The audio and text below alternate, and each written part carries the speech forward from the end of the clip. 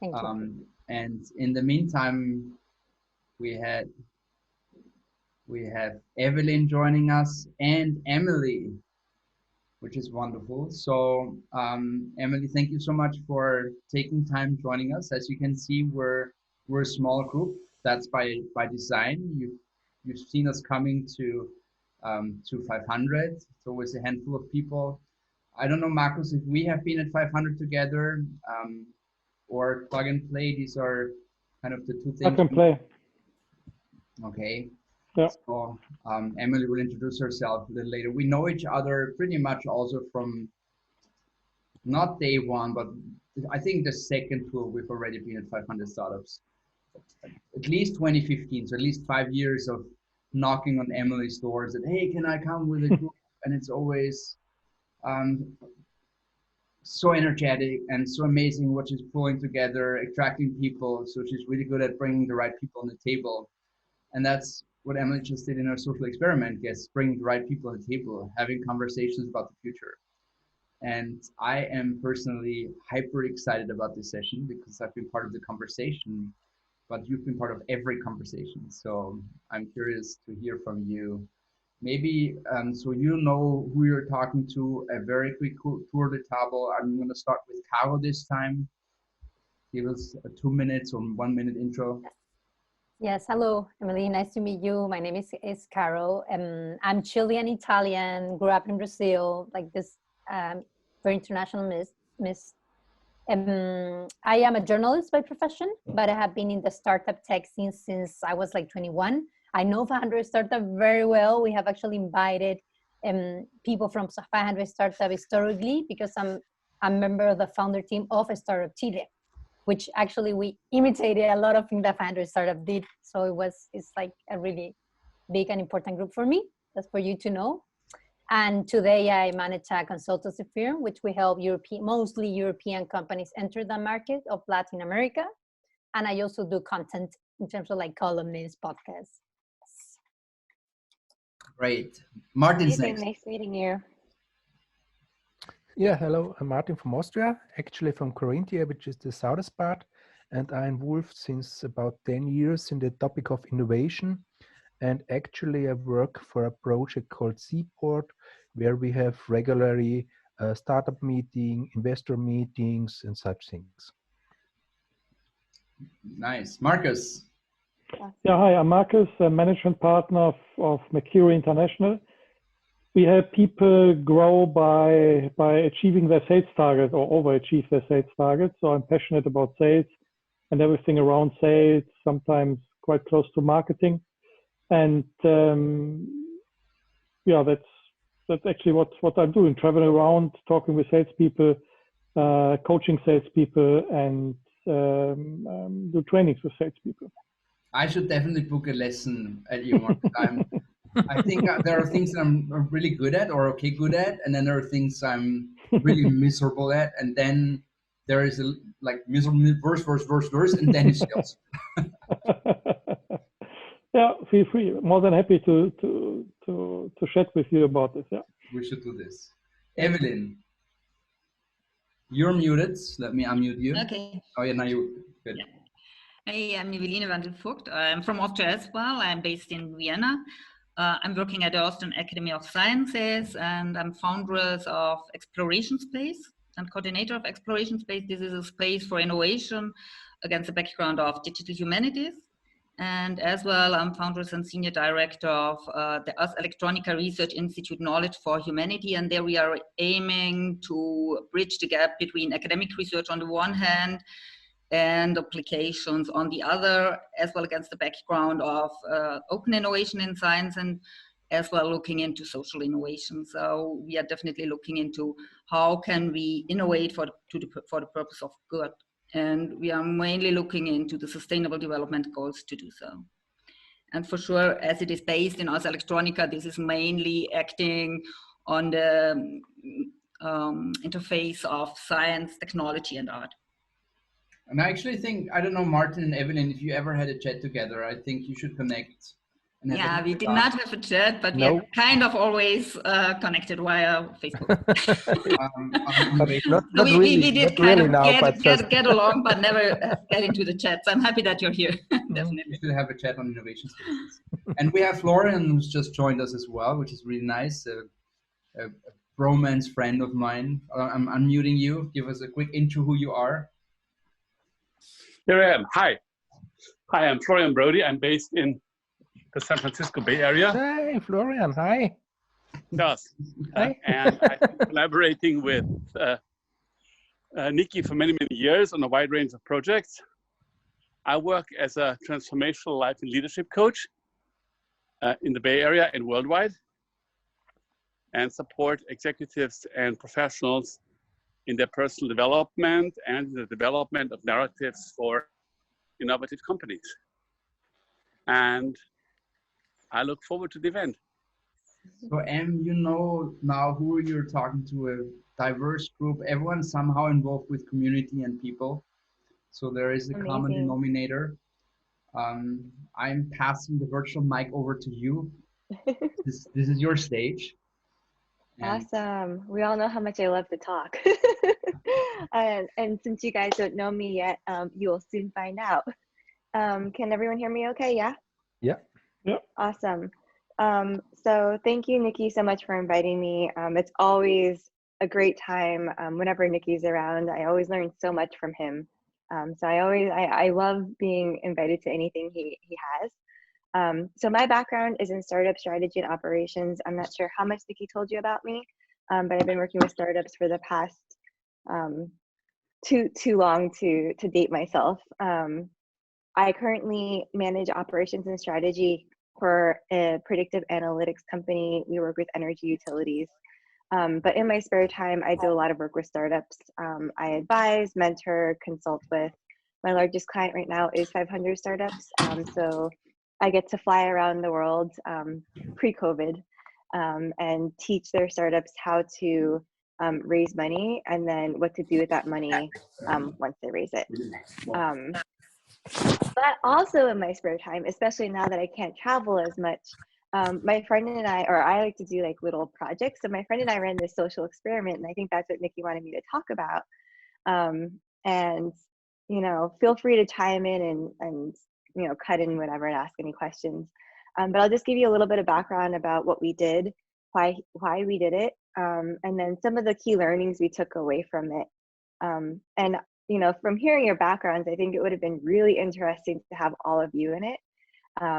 But yeah, so I'll give you a little bit of a background. So what we did, Nikki kind of, you know, talked about it a little bit, was we ran these like prediction groups.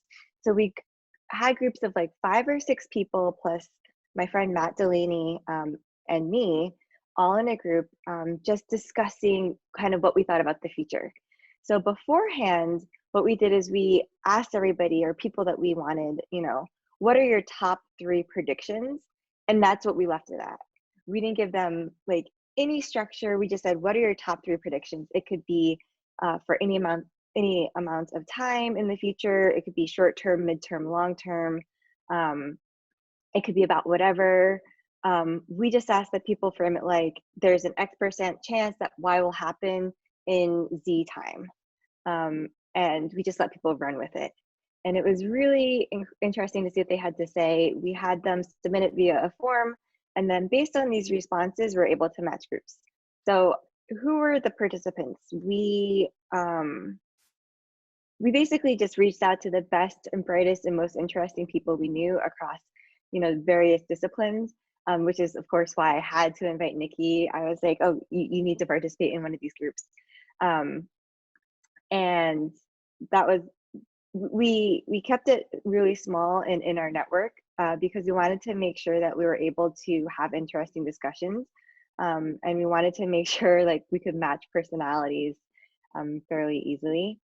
The benefits to everyone involved, like, again, like I think a lot of this is like self-selection and, you know, people who actually answered the form or people who thought they would get benefit out of doing the group. But basically we were thinking, you know, what is the benefit to share ideas, to learn, to validate, to grow, to feel, just to learn something new, to empower one another. But yeah, it was really interesting to see the people who pretty much jumped at this opportunity, like two camps. A couple people were just like, I don't understand, like, why are we doing this?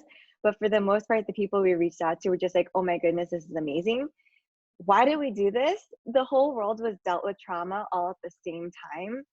And everything we thought we knew, like our new standard of normal, was changing on a global level, right? Like we're all experiencing trauma, we're all going through this thing, but our experiences were all different. So what did that mean for everybody, right? And so we're really interested to find this out. So once everyone sent in their predictions, we had two style prediction groups. One was like random, so we selected participants based on personalities and kind of loosely based on interest, but there wasn't really a topic. And then we had more topic focused groups. We didn't tell participants what the topic was beforehand, but we put the group together based on, okay, this is the topic that we're going to discuss. And it kind of just, and then we, selected based on shared predictions, topic focus, and then checked for personality imbalances. So a couple of times you had to move people around because we knew, like, okay, like these two people are probably going to like bulldoze over the conversation, so we'll kind of keep them a little bit separate. But for the most part, we didn't tell people what we were going to talk about beforehand. But as the groups got together, you could tell that there were some groups that had a very specific focus. So for example, Nikki's group was about the future of work and the future of educational institutions. We had one on the future of brick and mortar retail, which is really interesting. And then we had other groups that talked everything about, the death of Abrahamic religions, to cybersecurity and, the ethics of, what it would mean to re-assimilate people back into society based on immunity passports, right? So we talked about everything, and it was so interesting to see what came out of it. We had a couple of rules for the prediction groups. Don't be a jerk, don't sell shit, keep responses short. If you make claims, post sources to them. And the biggest thing was using concepts can be shared, but personal participant information cannot. Because at the end of the day, we really wanted people to be able to take these ideas and run with them. We wanted people to be able to share them, whether it's, again, to validate other people's feelings, validate their own feelings, start a new business, find an opportunity to build something. We wanted people to be able to take this as a seed and just grow. So the way we ran the groups is, before we met, we actually had people, first we had people fill out this form, and then we matched groups based on this form. But then we created these groups of 5 or 6 people, and we introduced them in an email and asked them to send over their predictions before their conversation actually happens. And so then once everybody met, people had already read everyone else's predictions. And at that point, we had asked them to introduce themselves. We talked about, the ground rules, why we're doing it. And basically we wanted them to introduce themselves and then talk about one other prediction of someone else's that they found particularly interesting, that they wanted to dive into a little bit more. And that's how we that's how we figured out what the focus or what the discussion for each group would be. And they might have wanted to dig deeper because, they agreed full-heartedly and they wanted to learn more.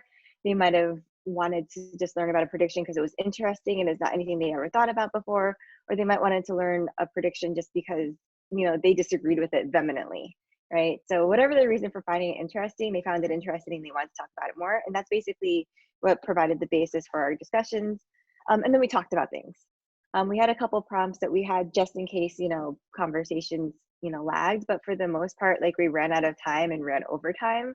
And so we didn't even have a chance to get to all of people's predictions.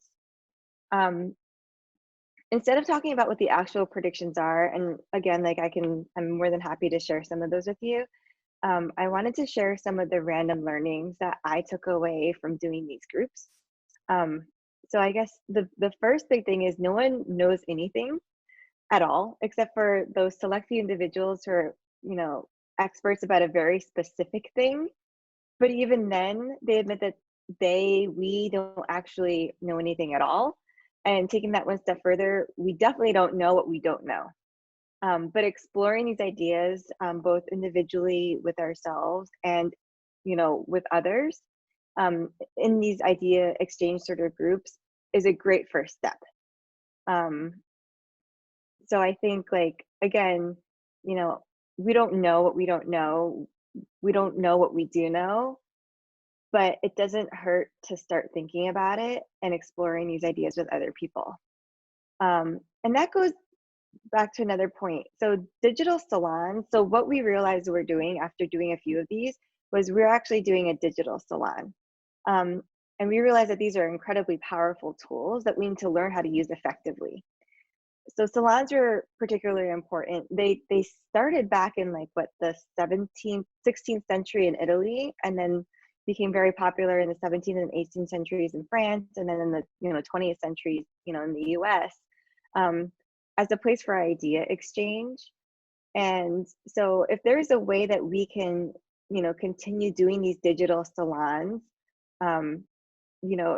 currently, especially in COVID era, where we can figure out, this is what we need to be doing to make this world a better place, or these are things that these are opportunities for us for growth.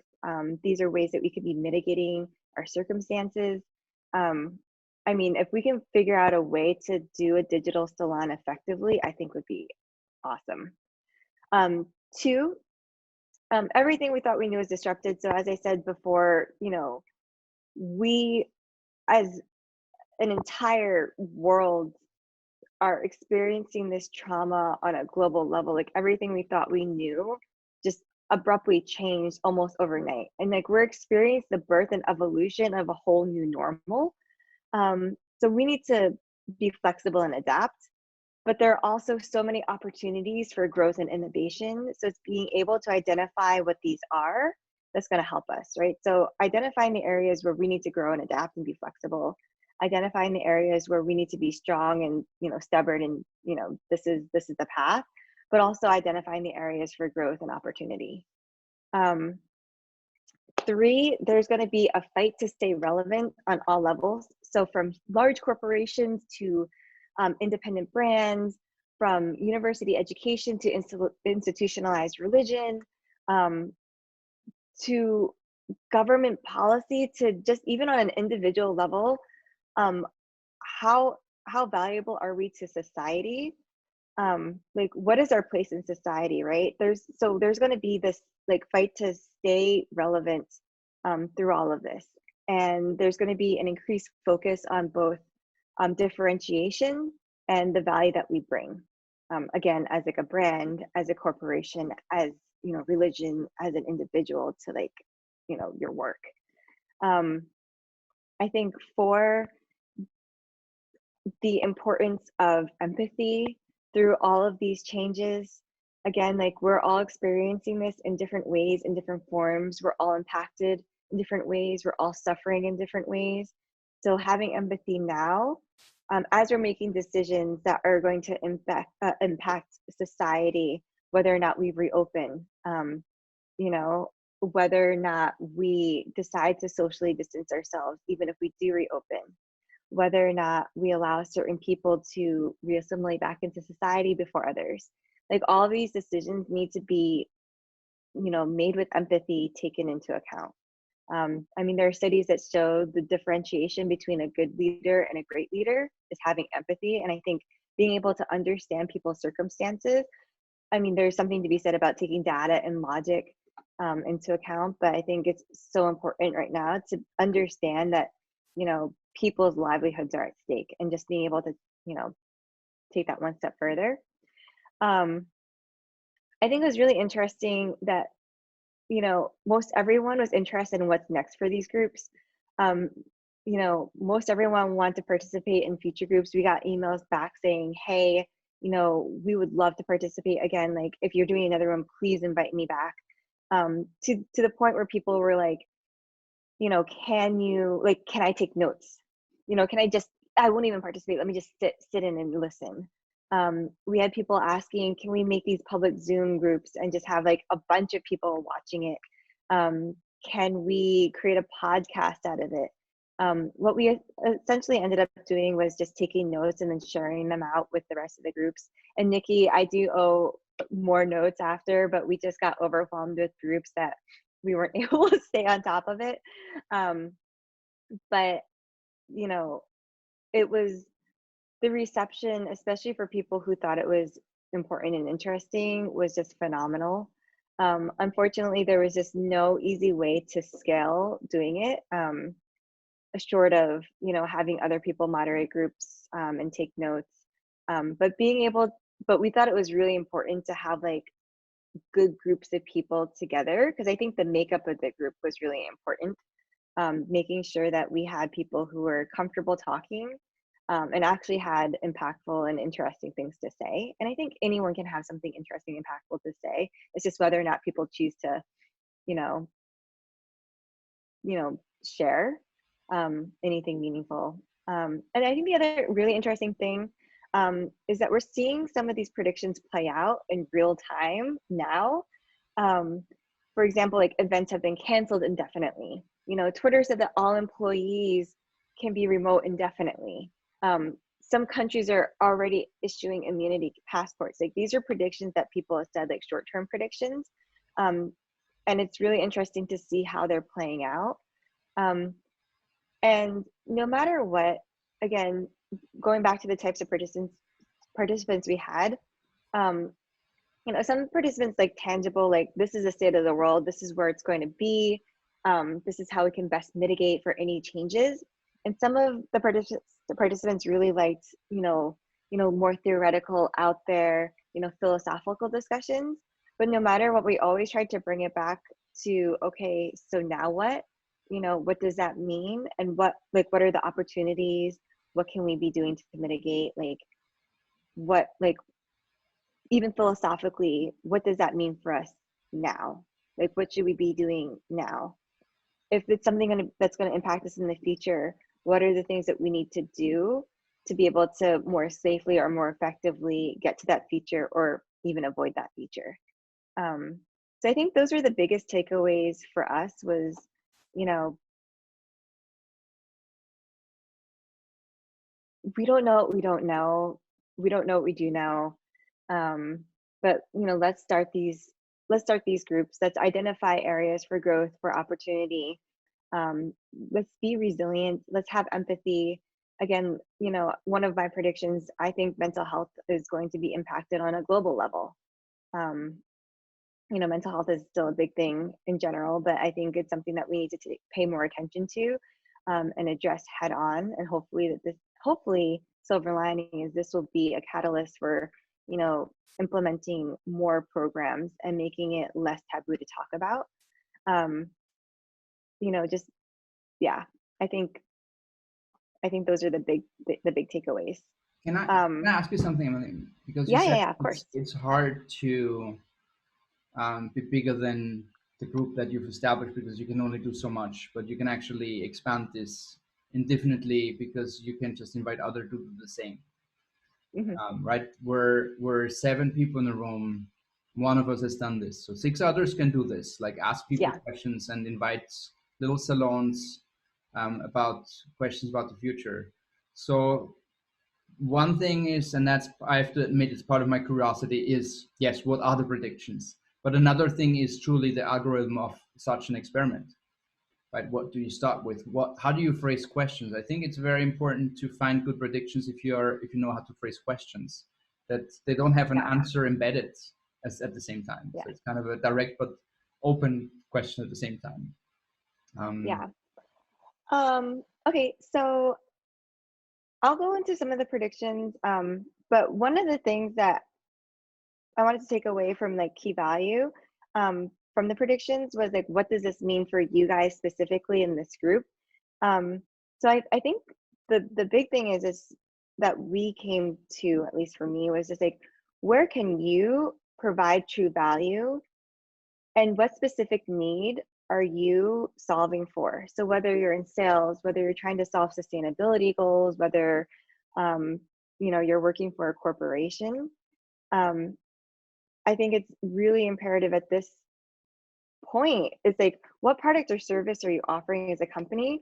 And are people going to pay for that with like their limited budgets these days? And how are you going to differentiate yourself? You know, on a personal level, what are your unique skills that you're bringing to a company that would hire and retain you? And will a company be willing to pay you for these services? And like innovation, like if you're developing something, like what is it? What is that opportunity? And then 2 would be, you know, innovation, identifying any gaps and opportunities there might be. Like COVID is providing so many opportunities for innovation, like remote work, automation, you know, antigen testing.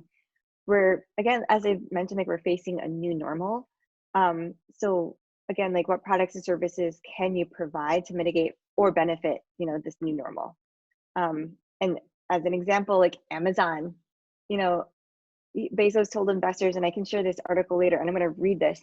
Bezos told investors that the $4 billion in profits they were expecting would be reinvested. The investment had a theme, COVID-19. Specifically, Bezos outlined a vision for at-home COVID tests, plasma donors, PPE equipment, distancing, additional compensation, and protocols to adapt to a new world. He's developing the Earth's first vaccinated supply chain. So like Amazon went from a bookstore to the everything store, and now it's becoming the everything supplier. And it's transcending just selling, you know, retail goods to selling health, right? It's completely reimagining what lifestyle is and what lifestyle is going to be. So what are the opportunities, I guess, in our lives that we can be kind of like capitalizing on for good or for profit or any sort of way? So I think those are like the biggest, I think specifically to maybe what you guys are interested in. Some of the predictions, I'm happy to share these out with you guys. I have just a Google Doc of some of the ones that people shared afterwards that they said that we could share out with the group. But it was really freaking interesting. Global uncertainty will rise in new forms of religion and the death of Abrahamic religions. I thought that was particularly interesting. You know, it's in one regard, like a lot of people go to religion during times of uncertainty, but now it seems like the religion that we currently know and are comfortable with is a religion that we're actually not really able to practice in the same way that we're used to practicing, right? Like, what are the reasons why people get together, like for like institutionalized religion, right? A lot of it is, you know, rules and protocol and community, but we're not necessarily getting those same things now from like Christianity and Judaism and, you know, like Islam that we're getting necessarily from other things like these digital salons, right? So what is that new form of religion going to be? You know, what is going to replace, like what is going to fill that void? So people talked about that. Another one that I thought was really interesting was genetic data collection will create more business around biobanks for early virus vulnerability detection. Coupled with background checks, this could become the new norm before an offer of an employment. But then talking about like, you know, what is the ethical implication of hiring and accessibility based on these immunity certificates? So we got to talk about that a bunch. What role did the media play in America's response to the pandemic?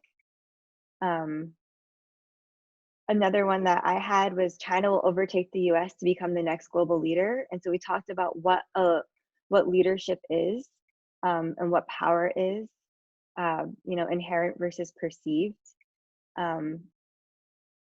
People will be even more connected and disconnected at the same time. Mental health will be a huge issue globally, as many will suffer from trauma, anxiety, and depression all at the same time.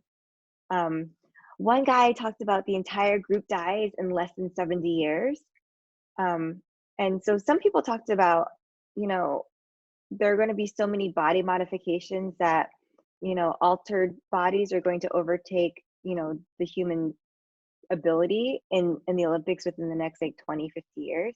But this other guy is talking about how it doesn't matter. There are going to be other problems. There's going to be infection. There's going to be, you know, other sorts of cancers. There are going to be other things that are going to eventually kill us, even if we are replacing our body. So we're all going to die anyway within the next 70 years. Some people predicted, you know, people are not going to be allowed to drive. It's only going to be autonomous vehicles. Whereas other people said, you know what, it's actually the adoption of autonomous driving is actually not going to be as widespread as we thought. So it was really interesting. The predictions were all over the place. As technology takes over more of our lives, are humans going to become more stupid? You know, like we use technology to automate things, but we're also building technology to innovate and think. We're building like these entire neural networks to predict and create. So what is left for humans? Are we creating technology to take over the menial tasks of like, you know, place this button on the shirt? Or are we actually creating technology to take over thinking tasks?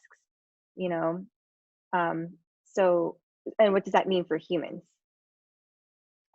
So yeah, so we thought about our discussions took on all sorts of things. Again, like another really interesting thing was like how are businesses and brands and even like educational institutions and religions going to stay relevant, right? I think that was a huge thing, you know, even for us, like how are we as humans going to stay relevant as individuals in the workplace? You know, even to our family members, you know, how do you, if you can no longer feed and prepare food, if you can't earn a living to pay for your families, because like, how are we relevant, right? And as we're choosing, especially with these social distancing protocols, you know, like which friends are we going to choose to actually see and hang out with, right? How are you going to stay relevant in each other's lives, like one another's lives? So like not only from like a employment level, but as like an individual contributor to your family, to your household, in your friendship, in societal circle, you know? Like there are all these things where it's just like, oh yeah, you know, let the old people die. You know, like how are they staying relevant? Oh, people don't have the vaccine, they don't have the immunity. Well, they can't participate in society. How do they stay relevant? If someone isn't working, how do you stay relevant? Just again, like on an individual level, and that's not even talking about like on a work level. Like, how do you make sure that you know your employers will pay you, that you have a job or skill that people will pay you for? And then on a larger level, like how does again, I think I'm repeating myself, but like how does like a brand, like a you know a J. Crew who's like filing bankruptcy, how do they stay relevant? How do they stay forefront? You know, notice that a lot of big corporations, what did they say, 27 days of runway in America? The average like, you know, small, medium, and even large corporation has 27 days of runway. How do you stay in business, right? So like, what are the metrics you're going to be looking at? And this is another big thing that I love right now, especially because I work for a cockroach company, but cockroach versus unicorn, right? And I can send an article about that, you know, after the call, but, you know, there was so much emphasis on growing these like huge, fast growing businesses that didn't actually have a business model, and they're not making money and they don't have money in the bank. Whereas like there are a lot of like these less sexier businesses, like we do energy analytics, you know, no, like most investors didn't want to touch anything in energy. Like that's such an unsexy business. It still cycles pretty low. And like nobody really wants to talk about it. It's not super sexy. But at the end of the day, like we're able to create a business that people will have to pay us for, even in economical downturns. Like we have a very, you know, defined business model. We have customers who will pay us no matter what. They might not be the sexiest customers, electric utilities. Nobody is just like, oh my gosh, I'm so excited to talk to an electrical utility. But at the end of the day, it's an actual business, right? As opposed to, you know, unicorn poo and glitter and gold. Not gold, unicorn poo and glitter, I guess. So I guess that back to Nikki's question about, you know, the algorithm for these groups. I think, you know, we had an outline, and it's something that I think we can share with anybody. We did share it with a couple of people afterwards because they asked us like if we want to run our own groups, like, how can we do this? And again, it's just introducing why we're doing the group, you know, setting some just basic guidelines for the group, and then making sure that they're interesting questions. I wanted to make sure that everybody that we matched, I want to make sure that in the group when we matched, that everybody was going to be really excited to have someone else in that group. Like, oh my gosh, like so and so, like Nikki's in this group. You used to organize these TED Talks and he does these innovation groups. Like, I would love to hear what we have to say.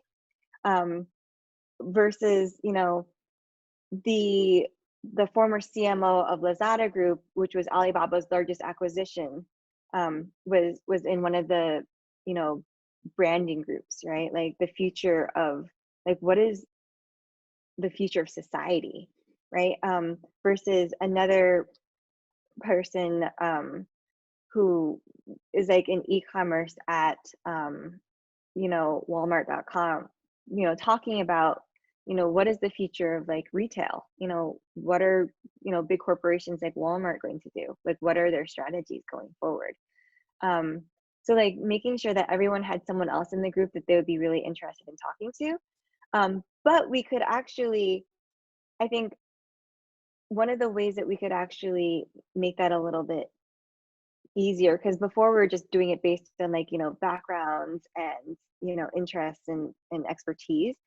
But we could also do that by introducing this question of like, what other prediction do you really want to talk about?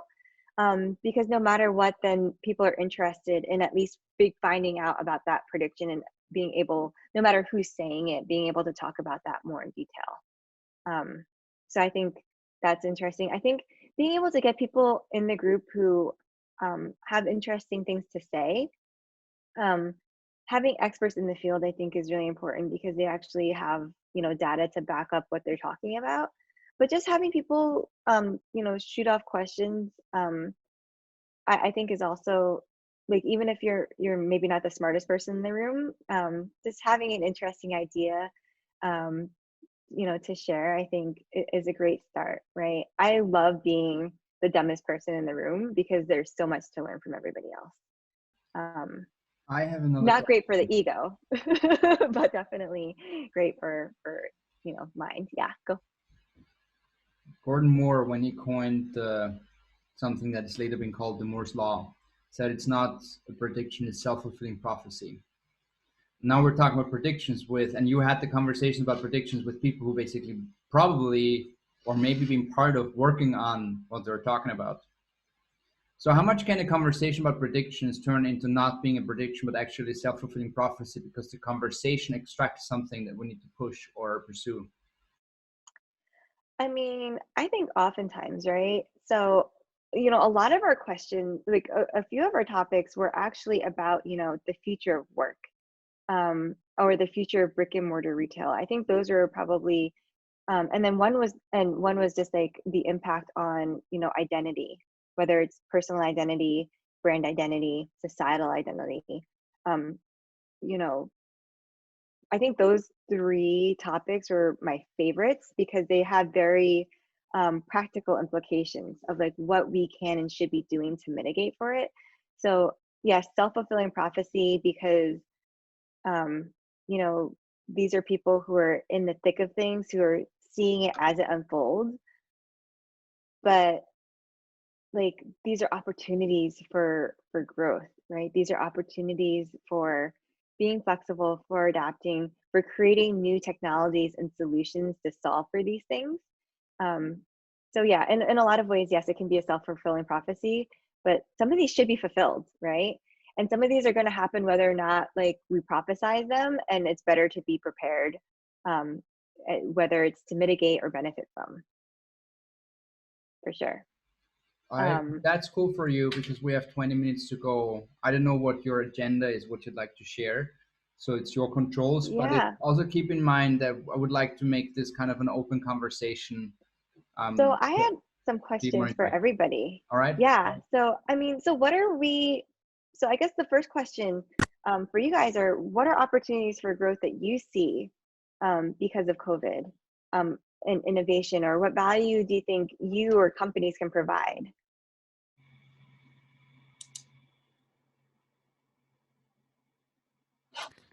Mm-hmm. Well, probably I can start because one of my, the business we are doing right now is is prepare teams for remote leadership and remote selling. How to sell over distance, how to sell over web meetings, and how to lead my team if I don't really physically see my team. And that are probably competences that are needed more in the future. And probably a third one, which sounds awkward for non-German people, but paying without cash, so using payless payment, contactless payment, will be probably growing as well. Sounds ridiculous for US guys and so on, I know, but in Germany, we love to have our bills and our coins, but now I think it's getting in a different direction. Awesome. I was at Metal last weekend, so this is this every Saturday thing that's happening.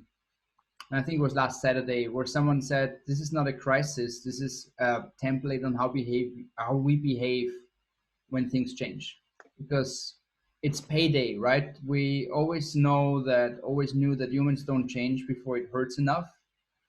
And now we're just tackling the first thing, and the best is yet to come, right? No one knew about that. I don't know, trading with wild animals will turn into the big thing.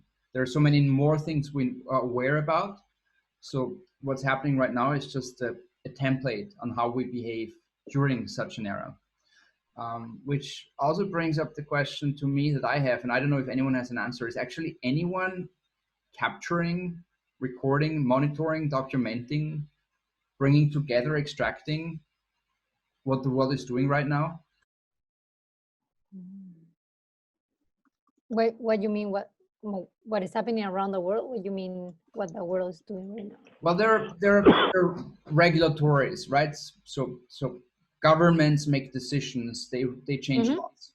Is that all together? Is that like all the decisions were made? Is there something like? Is there someone monitoring, like the Social Progress Index for the SDGs? Is there something happening for right now? Is there anyone in the world actually documenting, monitoring, assembling, extracting, funneling what's happening right now? No, I mean, I don't know.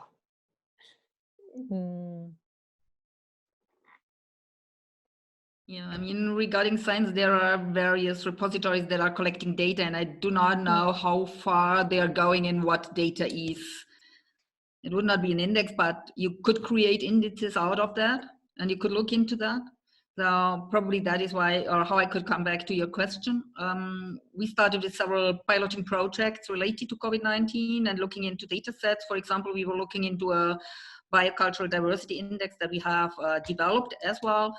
And we're looking into data sets that have been published, and that's why I know it. There are various sources that you could look into and see from where are the researchers, are they clustered, what do they speak about? On the one hand, is there an overarching terminology, for example, as well, and how much is there a global collaboration on the topic and towards results and not? And what we have seen at the first glance is in this pilot that there is, let's say, more, I do think, than 50% of the people that are from China that are working on whatever related to COVID-19. And as well, outside of China, it is mainly Chinese researchers that are working on it. So that means there is actually not a big deal in the collaboration, and that causes for sure as well problems in how the results are, how people look into the results or how quick we are really getting towards something, because it's kind of as well starting in being a competition, who is the first? And then who is the first in the Western world? And we are totally not looking into what is already going on in China. We try to say, well, that's not our business, but for sure it is. So that is one of the projects where I'm related to, and another one which is related to COVID-19 is looking into how do people feel in COVID and in this COVID area, in the lockdown, as well, looking probably in the behavior on the one hand, on the other hand, offering tools to get through the crisis better and through the time after it. but see how we, I would say the new life rather than the crisis as well. So that means it is definitely, that's called Design for Emergency. So that's together with the designers group as well. And it's a global platform as well, which is an open platform, and people are to be introduced to that. So probably I can give a post on that one, how to contribute to it. Amazing. I have a question, which is, it takes kind of what happened with COVID-19, but it's also something that we are struggling today in our consultancy firm. So the thing is that we work with big companies or organization as the Inter-American brand, for example, and our direct client is a person, I would just future itself like usually a man around 50 years old that it pays us, because part of the job would be to position himself, okay? Not just the brand, just himself, be like, yes, I did a good job.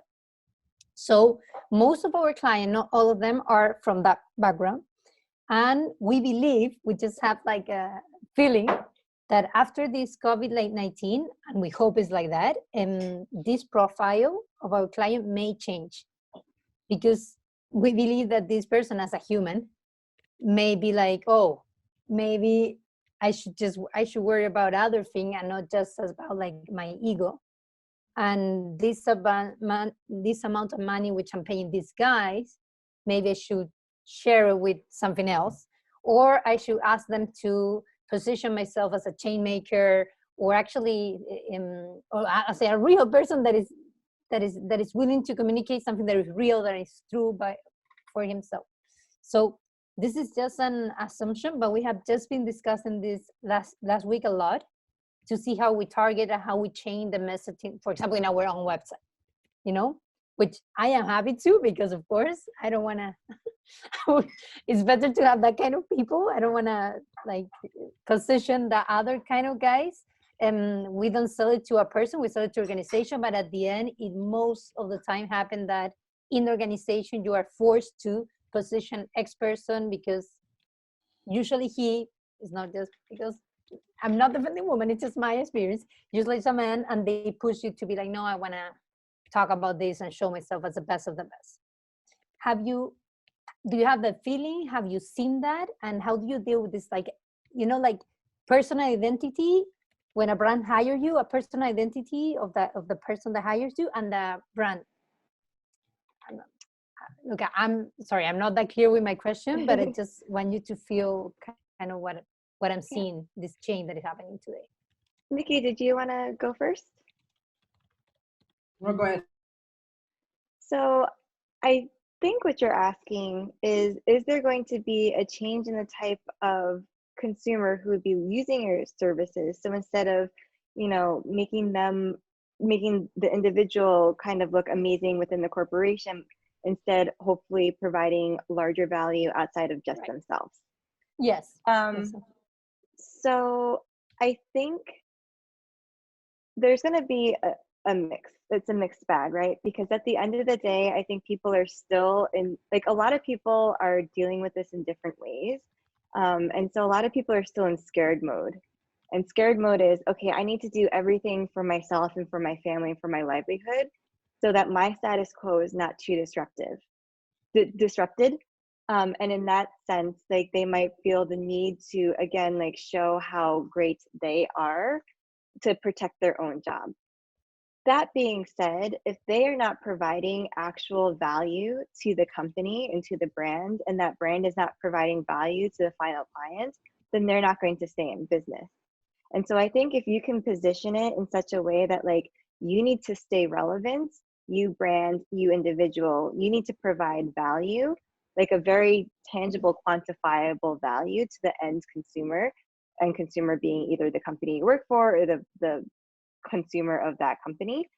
And we can help you do that in such a way that, like, you know, the entire organization is impacted in a positive way. I think that's probably going to be where you can hit the most bases, and still have a very focused message, right? But I do believe personally that, you know, at the end of the day, companies and people who benefit, you know, a very targeted, specific, large audience are going to be the ones that end up succeeding, right? The ones that 100%. actually provide some sort of value. Thank you. Well, I have a question. Did you have groups? They are thinking about the consequences of unemployment, what's happening if the people never went go get a job again. So did you have people that think about this area? Yeah, so we did have people talk about, I think one of my predictions was I think that less than half of the workforce that was laid off or furloughed is actually going to return to work anytime soon. And so we talked about, what are the different things that, the government can be doing? What are things that people can be doing to help with that? And, the whole idea of UBI came into place. A lot of socialist ideals came out, but again, like a lot of Americans are afraid to use the word socialism, and a lot of Americans are afraid to like embrace those ideals. But a lot of Americans actually want that, right? They want universal healthcare, or they want something similar to universal healthcare. They want a UBI or something similar to UBI. They want the government to step in and save them when companies, their own companies, employers, and their families cannot. And so it's just like, okay, so what can they be doing? Can they be training for something else? If there aren't any jobs, will the government provide basic necessities, food, shelter, clean water?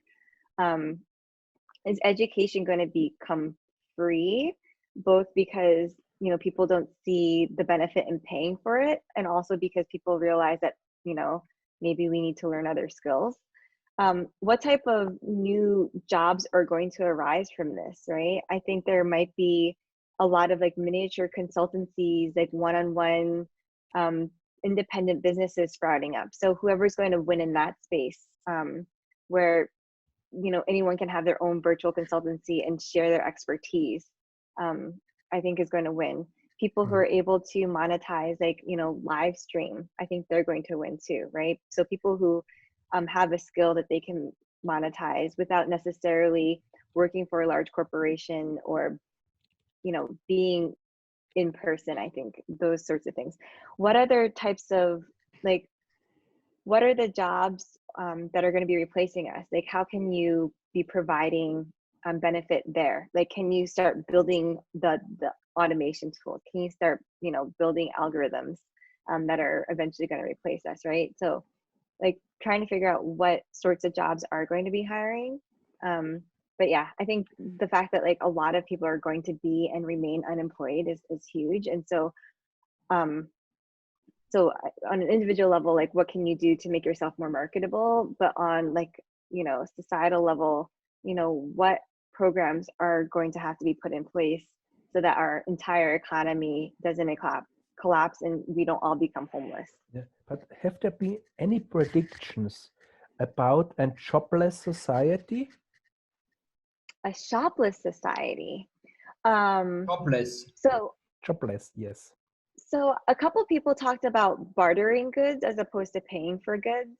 But I think, and I'll when we get off, I'll share over a lot of the predictions so you can just kind of read through them.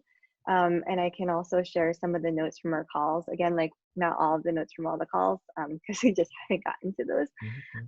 But I do have some of the notes from some of the calls that I'm more than happy to share with you guys. So yeah.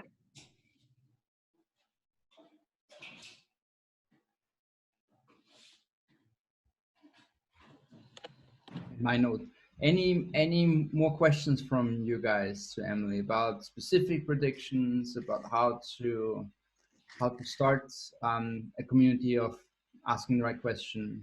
Either way you'd like to go with Emily, that would be your Oh yeah. to ask. I'm happy to share the outline for what we did. So when I get off, I'll share a couple links to some articles. I'll share an outline of how we ran the groups. I can share some of the predictions and some of the discussions. One thing, if you guys don't have any other questions, what are we not talking about as a society that we should be talking about? What are things that we should be addressing? Okay, I like that question, but and my I will reframe that question into like maybe to have, could we have, because I don't know, I think that today we're talking about most of the things, especially after COVID, in terms of like religions. I love what you mentioned about religion, spirituality, different ways of connection with other people in terms of like spirituality. I mean, so I think that is the time where most of us are being really, really open. I think we're really open. So I wouldn't. It's even difficult for me to think of what we're not talking about, because I believe that we're in our generation that we think about something and we put it there. You know, gender. We talk about gender. Religion. We talk about religion. But I love the question. Just like I will think about it. Oh God, what do I? Or what should we be talking about? I think we should be talking about like the real, this is crazy, but like the real meaning of life in terms of how the way we have been living our life, which is like, oh, maybe we should have work remotely from before because we have the platforms, we have the tools. Maybe we should have spent more time with our families or with our friends because, you know, or something that you mentioned in terms of how we filter our friends. We need to choose now. Who do I meet? You know, do I go to this group of friends or do I go to a happy hour with my business colleagues? How do I do it? And maybe that would be kind of like the answer, and to rethink, you know, how we are living our day by day life. I don't know, just an idea. What always pops up is education. I feel like, I'm not sure. I mean, maybe that's a very provocative thought, but maybe we're talking too much about education rather than talking about what should people get excited about because they find their way to learn what they need to learn. Like in gaming, so I'm like all the other kids, my son is totally into gaming, and no one in gaming ever talks about learning the skill, but they're practicing it, and everyone's on their own to learning it. And I feel like we have so many conversations about education, that education is fucked up, and the school systems wherever we look are wrong, and on and forth. But I don't know, maybe we talk too much about education. Maybe we should stop talking about education and talk about how we can make things attractive.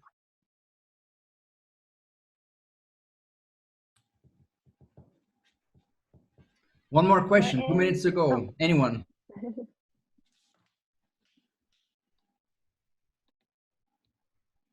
Hey, Em, thank you so much. Thank you. I really love loved these that groups. session. I love meeting all of you. Please keep in touch with me. I'll send over my LinkedIn. I would love to, you know, just keep in touch with all of you. If we're ever allowed to travel again, I'm currently in Menlo Park, but I try to make it over to, you know, different countries all the time. So I'd love to, you know, meet any of you in person at some point once we're allowed to again. And you're going to be injured anyway, so you have all the emails. I assume that the reason why there is no question is not because there's nothing to ask, but because you've got so many seats that we have to think about right now and process and digest. And probably, probably a lot later there will be all these questions popping up. And please email inbox M with your questions and your thoughts. Keep that conversation alive. This is not. I always say this is the beginning of a conversation. And keep that. And that's exactly what it was. Like the conversations we had were just the seeds, right? And there were so many conversations that sprouted out from them. People connected offline. They made new friends. They discussed potential business opportunities together, opportunities for growth. So it was really, really exciting. So I hope you all are able to do something like this with your friends and friends of friends. Thank you so much. Thank you. Thank Bye. you for the session. If you want, you can stay and listen to Sini, who's also sharing a lot of fabulous insights, or just drop out. Thank you so much for taking time. I wish, but I would love for you to share this recording with me after so I can see Sini's talk. I'm going to definitely do that. Thank you. Goodbye. Bye. Cheers. Bye.